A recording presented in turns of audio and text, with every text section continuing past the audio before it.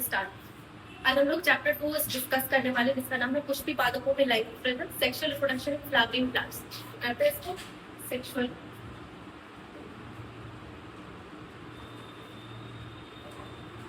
Reproduction in flowering plants.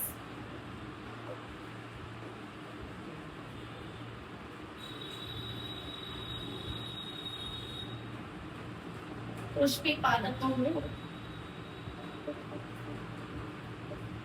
लैंगिक प्रजनन। इस चैप्टर को सबसे पहले समझने के लिए हम लोग को डायग्राम बनाना पड़ेगा। वो डायग्राम होगा तुम्हारा फ्लावर्स, और वो फ्लावर का डायग्राम तुम क्या ले सकते हो? डिस्कस का। अगर देखोगे तो डिस्कस का डायग्राम कुछ इस तरह का है, और इसको हम ट्रांसवर्स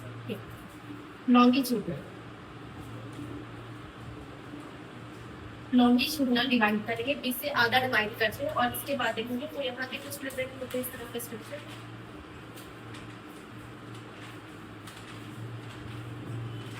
और यहाँ से ऊपर की तरफ गया कुछ स्ट्रक्चर, और बाकी साइड से कुछ ऐसे स्ट्रक्चर दिखाई देते हैं।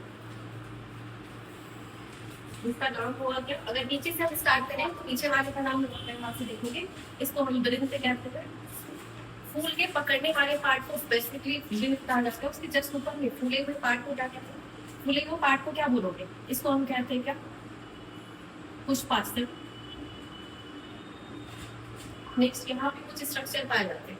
इस स्ट्रक्चर का नाम होता है क्या? बाह्य दल। अगर ये स्ट्रक्चर सिमिलर है तो इसका नाम हम लोग बाह्य दल रखेंगे। लेकिन अगर यही चीज तुम्हारा ग्रुप में प्रेजेंट होगा, 4-5 की बात करते हैं, तो यहाँ पे क्या लिखोगे? बाह्य दल। ये बाह्य दल पुष्प के नाम से जाता है। नेक्स्ट स्ट्रक्चर की बात करते हैं, ये बात, इसको पंखुड़ी बोलेंगे, और पंखुड़ी के अलावा लेकिन बायोलॉजिकली इसको क्या बोलते हैं? इसको बोला जाता है क्या? दल। अगर सिंगल है फिर इसको दल बोलेंगे, लेकिन अगर एक से ज्यादा दल यहाँ पे प्रेजेंट है तो उसको क्या बोलोगे? वेरी गुड, दल पुरुष। इसको दल पुरुष कहते हैं। मेन स्ट्रक्चर होगा। अब यहाँ पे नीचे की तरफ से ऊपर की तरफ है, फीमेल वाला जो पार्ट होता है, टोटल कितने फीमेल्स पार्ट होते हैं? यहाँ पे 3 फीमेल्स पार्ट होते हैं। यहाँ पे एक स्ट्रक्चर यहाँ पे देखोगे प्रेजेंट होता है, इसका नाम होता है क्या? इसको हम बोलते हैं वर्तिकाग्र। वर्तिकाग्र, वर्तिका। और नेक्स्ट यहाँ पे जो प्रेजेंट है ये वाला स्ट्रक्चर, इसका नाम होता है क्या? अंडाशय। अंडाशय। कितने पार्ट्स क्लियर है? नेक्स्ट देखोगे, अगर हम बात करेंगे सिर्फ फीमेल स्ट्रक्चर की, यहाँ से यहाँ तक का जो स्ट्रक्चर है फीमेल का स्ट्रक्चर है, ठीक है। एक फ्लावर्स में यहाँ जो स्टार्ट किए, 2 तरह के फ्लावर्स पॉसिबल है। एक हो सकता है तुम्हारा क्या? एक लिंगी, दूसरे हो सकते हैं द्विलिंगी। एक लिंगी का क्या मतलब है? मतलब मेल अलग सेपरेट फ्लावर में होगा, फीमेल अलग सेपरेट फ्लावर में। और अगर द्विलिंगी की बात करें तो एक सेम फ्लावर के अंदर मेल भी पाया जाएगा, फीमेल भी पाया जाएगा। फिर देखोगे, अगर हम फीमेल का स्ट्रक्चर बना के देखोगे तो इस तरह का स्ट्रक्चर दिखाई देगा, और इसके अंदर कुछ यहाँ पे ऐसे स्ट्रक्चर दिखाई देगा। नाम क्या है? इसमें देखोगे बेसिकली 3 पार्ट्स होते हैं। एक फ्लावर में अगर फीमेल पार्ट देखा जाए तो उसमें 3 पार्ट्स होते हैं। यहाँ पे देखोगे वर्तिकाग्र, वर्तिका, और तीसरा ये अंडाशय। और अंडाशय के अंदर कुछ स्ट्रक्चर पाए जाते हैं, कुछ संरचना होती है जिसको हम बोलते हैं क्या? बीजाणु। अब यहाँ पे एक चीज बात जो है याद रखने वाला, ये जो अंडाशय है बाद में मेच्योर होगा, और मेच्योर होने के बाद ये कन्वर्ट हो जाएगा, परिवर्तित हो जाएगा किस चीज से? फल में। नेक्स्ट है बीजाणु। तुम्हारा बीजाणु किस चीज में परिवर्तित होगा? और इसको क्या? ये बीज में परिवर्तित हो जाएगा। नेक्स्ट हम बात करते हैं, अच्छा इस पूरे स्ट्रक्चर को हम नाम क्या देंगे? इस पूरे स्ट्रक्चर को हम कहते हैं स्त्री केसर।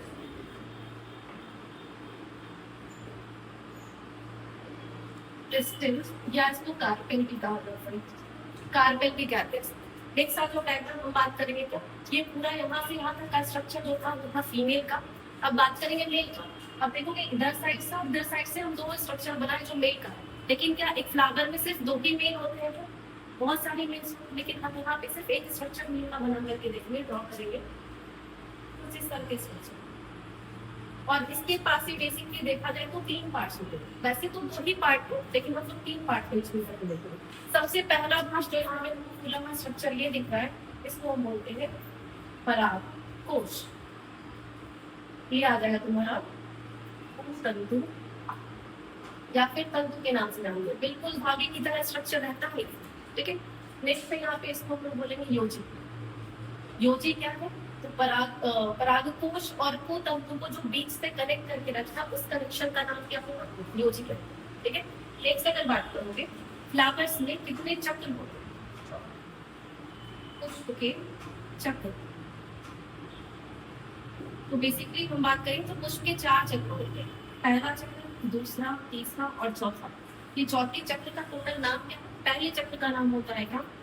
बाह्य दलपुंज। दूसरे चक्र का नाम दलपुंज। तीसरे का नाम कोमल और चौथे का नाम है जायाम। इन चारों से क्या मतलब समझ में आता है? इन चारों का क्या बेसिकली मतलब? बाह्य दलपुंज हम किसको लेंगे?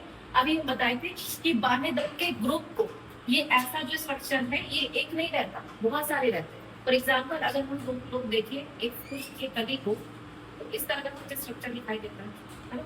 और ये स्ट्रक्चर यहाँ पे जो ये है, ये भी तो बाद में फिल करके इस तरह का दिखाई देता है। ये वाला स्ट्रक्चर इस तरह से फिल के दिखाई देता है। इसको हम क्या बोलते हैं? बाह्य दल। एक सिंगल में तो बाह्य दल, बहुत सारे ग्रुप में नाम बाह्य दल होता है, ठीक है। ये हो गया पहला स्ट्रक्चर। नेक्स्ट देखेंगे दलपुंज। दलपुंज कौन सा है? बेसिकली यहाँ पे हम बात करेंगे पंखुड़ी की। पंखुड़ी अगर एक है तो उसका नाम दल है, और अगर ग्रुप में है तो उसका नाम क्या हो जाएगा? दलपुंज हो जाएगा। नेक्स्ट है कोमल। कोमल नेक्स्ट में किसको बोलेंगे? यहाँ पे हम सिर्फ एक सिंगल बनाएंगे जिसका नाम क्या हो जाएगा? इसके नाम को बोलेगा पुंकेसर। इसका नाम है पुंकेसर। पुंकेसर। अगर पुंकेसर सिंगल है, ये पार्ट पूरा सिंगल है, तो उसका नाम पुंकेसर भी है। लेकिन अगर यही चीज तुम्हारा ग्रुप में प्रेजेंट होगा तो इस स्ट्रक्चर का नाम चेंज होकर के क्या होना चाहिए? कुमांग हो जाए, ठीक है। कोई डाउट? No ma'am. फिर नेक्स्ट है जायांग। जायांग क्या है? तो हम बोलेंगे स्त्री केसर के ग्रुप को। सिंगल अगर है तो स्त्री केसर कहलाता है, लेकिन अगर ये चीज तुम्हारा ग्रुप में प्रेजेंट है तो इसके ग्रुप को हम क्या बोलेंगे? जायांग, ठीक है। नेक्स्ट अगर इस स्ट्रक्चर को, इस वाले स्ट्रक्चर को, इसको हम लोग क्या बोल रहे थे? इसका नाम था तुम्हारा क्या? पुंकेसर। पुंकेसर को अगर हम कट करके देखें, कट करने के बाद तो किस तरह के स्ट्रक्चर दिखाई देते हैं? तो देखो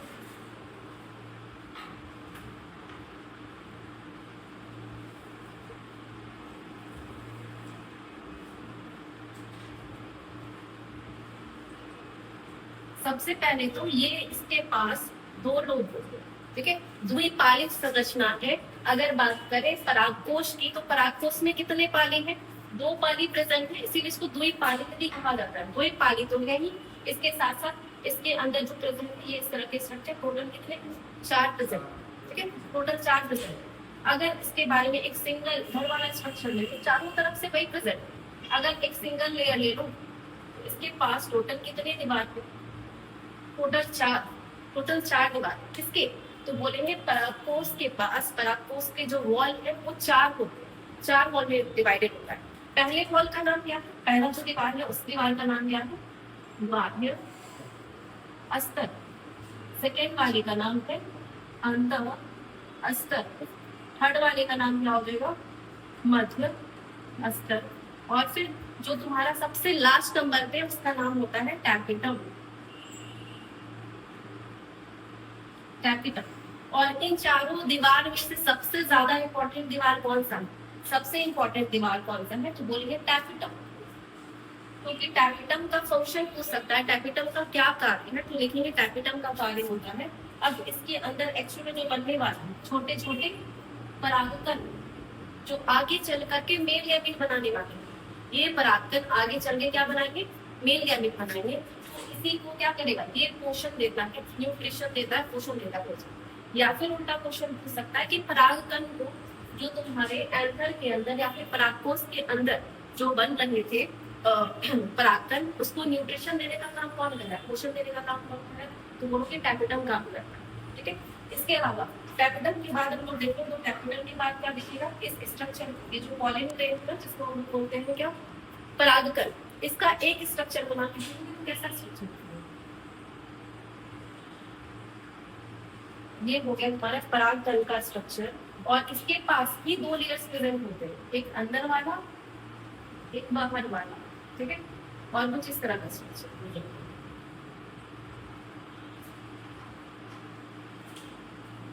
ठीक है, यहाँ पे देखो, यहाँ पे छोटे छोटे हम स्पेस छोड़े हुए, इस स्पेस का नाम होता है क्या, इसको बोलते हैं जनन छिद्र। जनन छिद्र कहते हैं। अब इसके बाद इससे होगा क्या, एक्चुअल में इसके अंदर दो तरह के केंद्रक पाए जाते हैं। एक केंद्रक का नाम होता है वर्धी केंद्रक, और दूसरे जो केंद्रक का नाम है वो क्या है, दूसरे केंद्रक का नाम होता है जनन केंद्रक। ठीक है, वर्धी केंद्रक और जनन केंद्रक। इसके बाद सबसे इंपॉर्टेंट चीज जो यहाँ पे डिस्कस किया जाएगा अभी वो है क्या, कि परागकण में कितने लेयर्स प्रेजेंट होते हैं, तो दो। बाहर वाले लेयर्स का नाम क्या, इसको सबसे बाहर वाले को बोलते हैं क्या, स्पोरो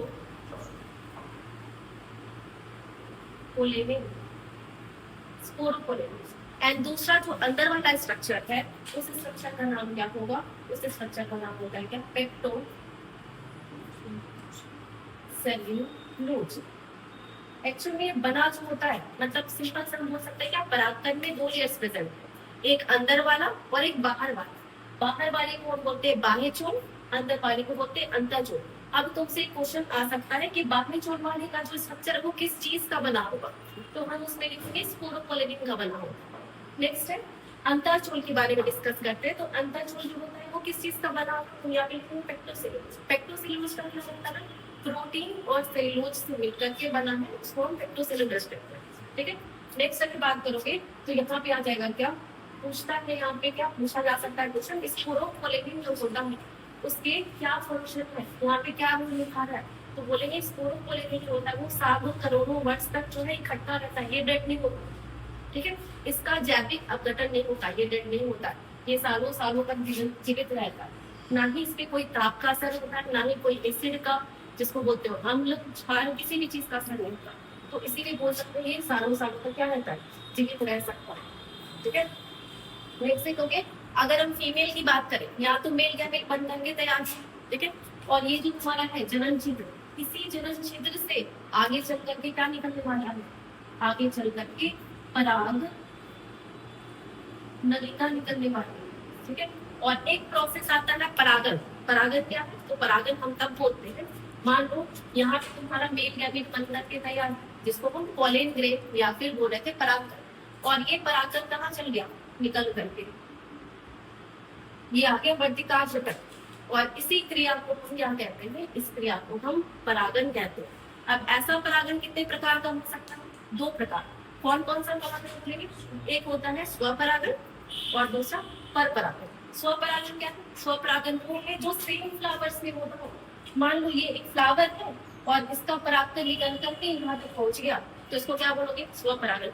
इसके अलावा भी अगर मान लो यहाँ पे एक और फ्लावर्स लगे, ठीक है, और इसका परागकण निकलकर इस फ्लावर तक आ गया, तो भी इसको क्या बोलोगे, इस फ्लावर को हम क्या बोलेंगे, परागकण कहते हैं। क्या बोलोगे, हम इसको स्वपरागन नहीं कहेंगे। ठीक है, नेक्स्ट देखोगे परपरागन क्या है। परपरागन किसको कहा जा सकता है, जब दो अलग अलग प्लांट्स प्रेजेंट है और इस पे फ्लावर लगा है, इस पे फ्लावर लगा है, और इसका पॉलन ग्रेन इस तक जा रहा है, इसका परागकण इस तक जा रहा है, तो इस प्रोसेस को क्या बोलेंगे, इस प्रोसेस को कहा जाता है क्या, कैसे होता होगा, परागन तो चल नहीं सकते, परागकण चल नहीं सकते, तो उस कंडीशन में हमको क्या चाहिए, उस कंडीशन में हमको एजेंट चाहिए होते हैं, मतलब सोच सकते हो कारक चाहिए जो हेल्प करेंगे परागकण को उठा करके दूसरे फ्लावर तक लेके जाने। अब वो परागकण कौन कौन से हो सकते हैं, वो बोल सकते हैं क्या, उस तरह के कारक कौन कौन से हो, दो तरीके, एक जैविक कारक, दूसरा अजैविक कारक। जैविक कारक किसको बोलेंगे, जो जीवित हो। अजैविक कारक कौन होंगे, जो निर्जीव हो।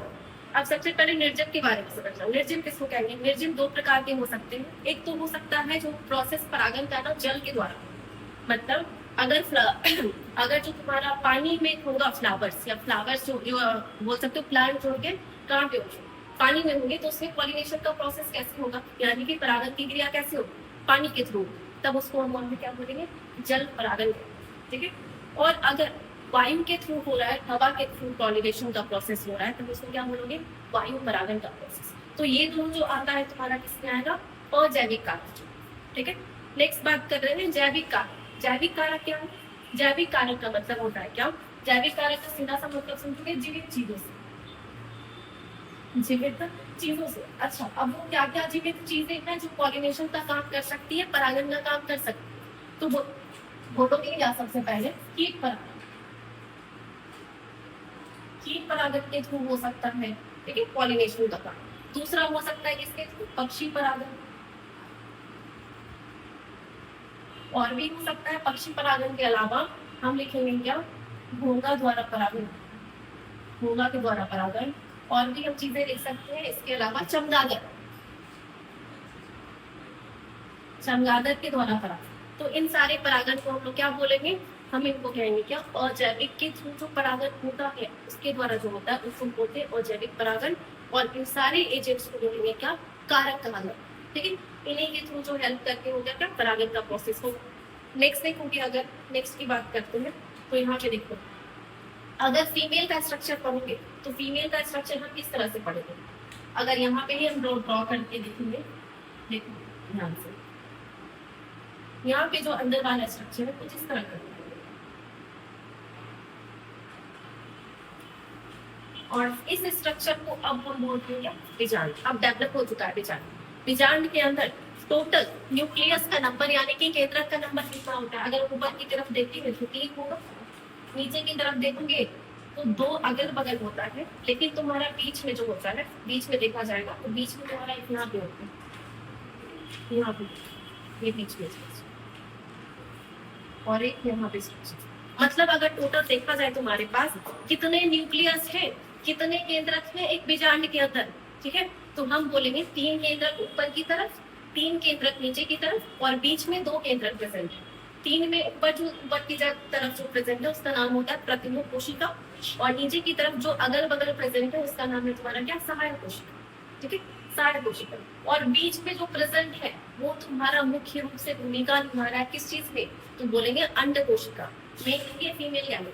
और बीच की तरफ 2 न्यूक्लियस हमको और दिख रहा है, उन 2 न्यूक्लियस का नाम क्या होगा? उन दोनों केंद्रक का नाम है द्वितीय केंद्रक या फिर ध्रुवीय केंद्रक है, ठीक है। नेक्स्ट देखोगे एक्चुअल में फर्टिलाइजेशन, निषेचन की क्रिया क्या होती है, किसमें होती है, ठीक है। तो याद रखना जब भी हम पुष्पी पादपों की बात करते हैं, ठीक है, जब भी पुष्पी पादपों की बात करते हैं तो इसमें निषेचन होता है। निषेचन कैसा निषेचन होता है? तो बोलते हैं द्वि निषेचन होता है, यानी कि 2 बार निषेचन का प्रोसेस होगा। अब वो 2 बार निषेचन का प्रोसेस कैसे हो? तो सुनो, सबसे पहले होता क्या है, यहाँ पे हम लोग देख रहे थे जनन केंद्र एक ही होता है। जनन केंद्र कितने हैं? एक ही। लेकिन जैसे ही यहाँ पे पहुंचते हैं, यहाँ पे ये पॉलन को बनाते हैं जिसको हम परागनलिका कहते हैं। और इस परागनलिका में कितने नलिका हो जाएंगे? 2, तभी तो होगा 2 बार निषेचन का प्रोसेस, ये निषेचन। अब ये यहाँ से होते हुए नीचे की तरफ से जाता है, क्योंकि यहाँ पे कुछ केमिकल्स होते हैं तो उसी को उस तरफ अट्रैक्ट करते हैं, उसकी तरफ आकर्षित करते हैं। इसी वजह से पॉलन ग्रेन जो होगा इसकी तरफ से जाता है। तो मेल गैमेट, अब एक क्वेश्चन आ सकता है ना, पराग नलिका में कितने नरयुग्मक होंगे? तो क्या लिखोगे? कितने नरयुग्मक होते हैं? टोटल 2 नरयुग्मक होते हैं। अब यहाँ से एक वाला नरयुग्मक किससे फ्यूज कर जाएगा? एक मेल गैमेट और एक फीमेल गैमेट जब आपस में फ्यूज करता है तो क्या बनता है? ऑलवेज क्या बनाएगा? युग्मनज बनाता है, जाइगोट बनाता है, ठीक है। नेक्स्ट है दूसरा, यहाँ पे देखो 2 केंद्रक और प्रेजेंट, तो एक का फ्यूजन हो चुका, एक का निषेचन हो चुका, दूसरा जाएगा इसके साथ फ्यूज करेगा। और दूसरा जब फ्यूज करेगा इसके साथ तो क्या बनाता है? तो बोलेंगे क्या? जब दूसरा फ्यूज होगा तो उसके साथ बनाता है क्या? हम बोलते हैं उसमें क्या? भ्रूणकोश बनाता है। अब जरा सोचो, मेल में एन था और फीमेल में भी एन है ना, और ये दोनों मिला करके क्या बनाएंगे? 2n बनाएंगे ना। फिर देखना, फिर मेल में n प्लस यहाँ पे 2 केंद्र, तो यहाँ पे 2n लिख सकते हो ना, तो ये क्या बन जाएगा? ठीक है। अब तुमसे पूछा जा सकता है द्विनिषेचन में, द्विनिषेचन में कितने नलिका बन रहे हैं? मतलब 2 नलिका बन रहे हैं, तो 2 बार निषेचन का प्रोसेस हो रहा है, ठीक है। इस निषेचन को क्या बोलोगे? यहाँ पे हम बोलते हैं इसको क्या? सिंगैनी, सिंगैनी, ठीक है, सिंगैनी। और इसको क्या बोलते हैं? इसको बोलते हैं त्रिसंलयन, त्रिसंलयन। और इस पूरे प्रोसेस को, मतलब क्योंकि 2 बार निषेचन का प्रोसेस होता है, इसी वजह से इसको क्या कहा जाता है? द्विनिषेचन। द्विनिषेचन की खोज किसने की थी? तो बोलेंगे द्विनिषेचन की खोज की थी नवाश्चिन ने 1989 में किए थे खोज, ठीक है। कौन से प्लांट में की थी? लिलियम और फ्रिटिलिया प्लांट्स में किए थे, ठीक है।